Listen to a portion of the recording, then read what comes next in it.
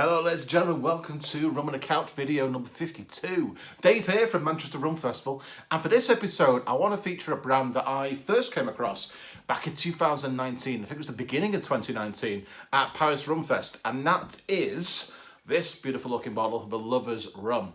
I came across it mainly because the tarot card look of the label intrigued me, and I think if you've been watching a lot of these episodes, if not all of them, and of course if you haven't, why haven't you yet? I like to remember things in regards to the first time I ever tried it, because in my mind, if I remember having something, it stands out, whether it's down to the flavour profile, whether it's down to the story behind it. You know, I'm all about the sort of authenticity. Not a massive like good old legend story, but if it makes sense, let's give it a go.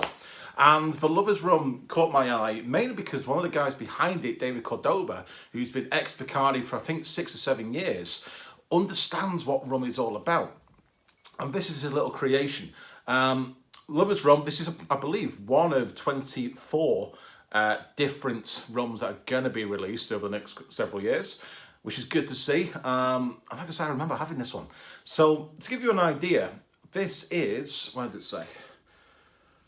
Actually a blend, so we have Barbados, Dominican Republic, Guatemala, Nicaragua and Panama, all blended together in, obviously, Latin America, Caribbean islands, but it's bottled in the Netherlands at 43% ABV. So like I said, I actually picked this bottle up a handful of days ago, so yet to open it, which is already a good look for here. The average age is about 2.5 to 3 years. It's quite a young rum, but I'm hoping with the sort of blend, I'm going to remind myself of that first sip that I had back in Paris. So let's give this a go. Always a good noise when you get a cork into it. Got my little Glencairn glass here, so I'm going to pour. Oh, that's a nice little pour that as well. Okay, so beautiful light amber colour on this one. That very light. Now I'll put it into a glass as well. And to be fair, the first thing I pick up is actually a lot of, what is that? A slight honey water scent to it. I'm getting a bit of, kind of like fresh pear element. You know, kind of like light water-based fruits. I get a little bit of honeydew. I get a little bit of kind of like papaya style as well. It's not too rich, not too bold, not too robust on the nose. It's quite very, very light. Which, to be fair, for a young rum, I'm not overly expecting huge amounts of flavour to be, you know, hitting my face straight away. And to be honest with you, the first thing that comes to my mind is this will work amazing in a daiquiri. Classic daiquiri, not a slushy machine version. All right, let's give it a taste. So it is 43%. I can see we've got a blend of different Latin American and Caribbean flavours coming into here. So let's give it a go.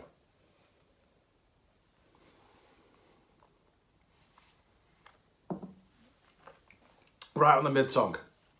Straight away, you're getting a lot more of a lively approach. Really stinging around as well. Butterscotch comes to mind, a bit of creme brulee.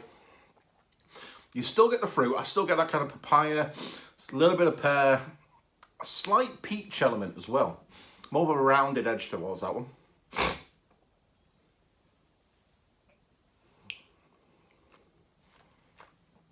Second sip, I get a little bit more of the spice element coming through. Nothing too undefining of the spice. It's not like it's cinnamon. A little bit more perhaps towards fresh ginger. Maybe stem ginger as well. Got a slight kick to it, but in a really good way. And the best thing is,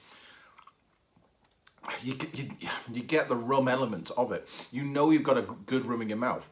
Yes, there's different blends coming in there, and yes, it's only 2.5 to 3 years, but I'm actually getting a lot of different flavour profiles coming around.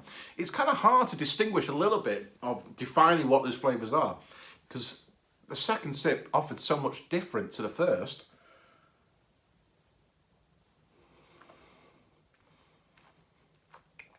And the third sip again, it's not as intense. My palate's getting used to the flavour profiles of Lovers Rum. you can say, obviously you can tell it's a higher ABV at 43% compared to say 37.5 or even 40. There is a noticeable thinner difference, a little bit more of an alcoholic edge to it. I know it's quite a broad answer, but I'm sure if you try something that's got a bit of a slightly higher ABV, you start to pick up more the alcoholic element. The excuse me. It's difficult though to sort of differentiate between the different islands, different countries. I'm just going to quickly remind myself, which is maybe a detriment towards it perhaps, but it isn't overly sweet, which is good, because I feel when we think South American, we think added sugar, dosage to so on and so forth. But you get the lighter profiles of the Dominican, you get that nice subtle sharpness from Barbados that I pick up personally. Panama, I've had a fair few Panamas lately, and yeah, I can see some characteristics coming through there. It's hard to gauge which one's offering more, but to be brutally honest, I feel like although this is very, very good for sipping, it's a very easy approach to rum. I'm still convinced the daiquiri would work amazing in this. It really would. Beautiful fresh daiquiri, good 50-60 ml of this, maybe 10-15 ml of fresh lime juice, call it 10 ml of sugar syrup. Ideally, I prefer to use caster sugar and really give it a good shake to really dissolve it, have that real raw element towards it. But I've not been one for you. I've always used on the odd occasion.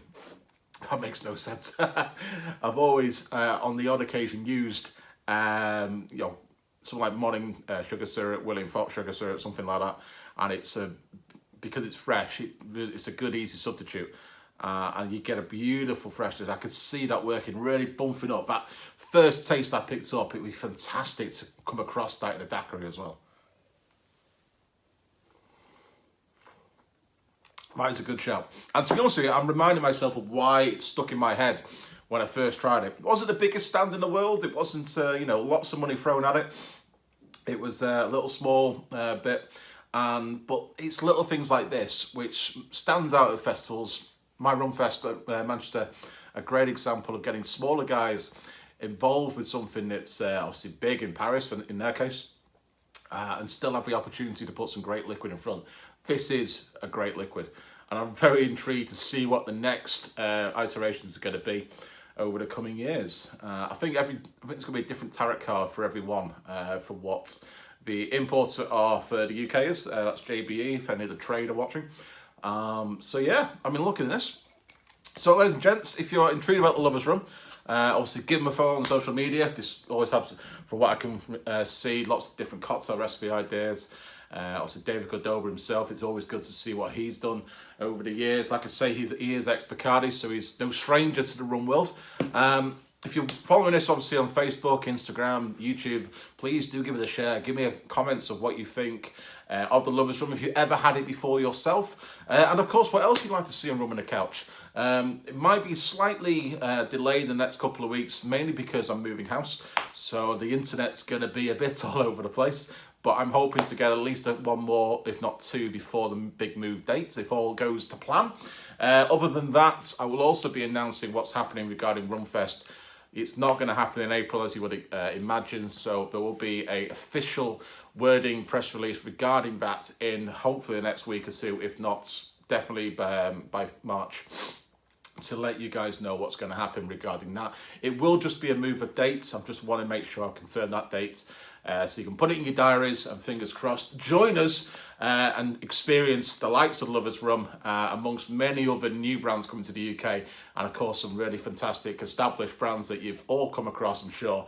And it's a fantastic opportunity to reacquaint yourself, especially when the last time you were able to go to a bar and do it yourself as well. So ladies and gents, hopefully you've enjoyed this one of Garden with Lovers Rum. Give it a go if you've come across it. I recommend the likes of Whiskey Exchange, Master and Malts, check out the likes of Drink Shop, Royal Mile Whiskies.